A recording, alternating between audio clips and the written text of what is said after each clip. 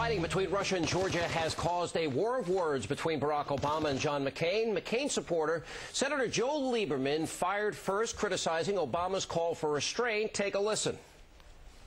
As the Russians moved into Georgia as aggressors, and if you read the statements from the beginning from Senator McCain and Senator Obama, one had a kind of moral neutrality to it that comes, I think, from inexperience.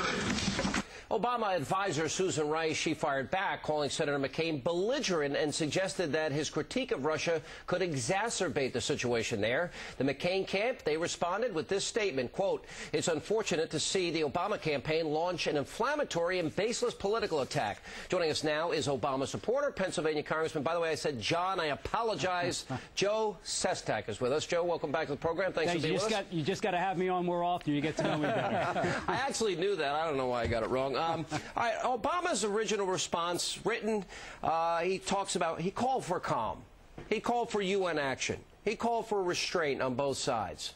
That was his original reaction. And as many people, this was a real 3 a.m. moment. And you know what?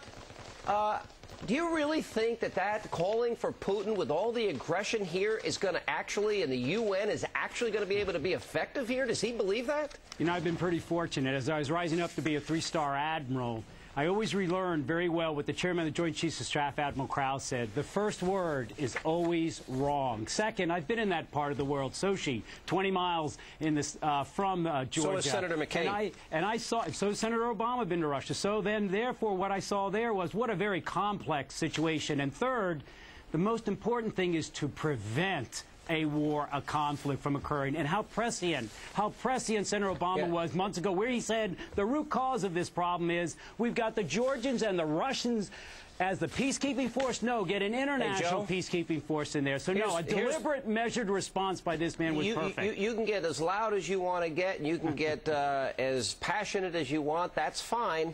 But there's a poll out on the response because as the days went on, like everything else with Senator Obama, his position shifted, adjusted, and changed like everything else that he's taken a position on. And 51% of those surveyed actually believe, by a pretty significant margin, 51 to 36, that John McCain is the best equipped of the two presidential candidates to handle the Georgia crisis, based on his background and his experience and his original statement, which was dead on. You know, I've only been in politics about 2 years, but thank goodness that our good leaders don't make decisions based on polls. You know, here's what we have. What we actually have is a man who very early on Friday said a very deliberate, measured response he provided about the aggression. Second, as the evidence became clear, he then condemned Russia, where he also condemned them earlier in the month of July by when they, and I didn't hear Senator McCain speaking about this, we said the legalistic and the more close government relations Russia was trying to do. And when it shot down that autonomous unmanned air vehicle some period ago, he condemned that also. He was out there early trying to prevent this conflict from happening. It's Hannity Colmes. Welcome back to the show. It seems John McCain had an immediate belligerent reaction to this, a knee-jerk anti-Russia position. Obama took a fair and balanced position, and McCain backed off and gave a more reasoned response after he made his initial, more belligerent comment. That's how I see it. Without a question, my take on it, and I have great respect for Senator McCain as a selfless naval officer.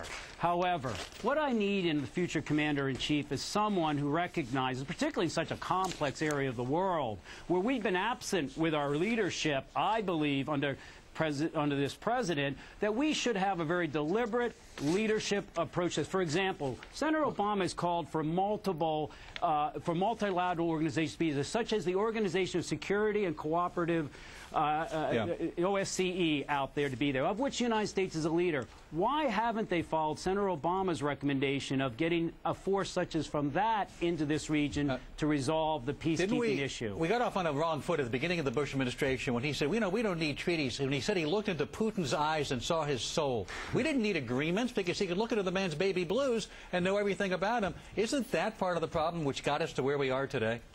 My take on it is absolutely right. We do not base our security by looking into another gentleman's soul. We do it based upon what's good for America's interest. And what's good for America's interest is what Senator Obama speaks about. U.S. leadership for our interest, leading in NATO, leading in the OSCE and leading to try to bring an international peacekeeping force there for our interest, not because we see a good soul in someone else. Congressman, we appreciate you coming on the show once again. Thanks for having me. I really enjoy it. Appreciate it very much. Coming up, the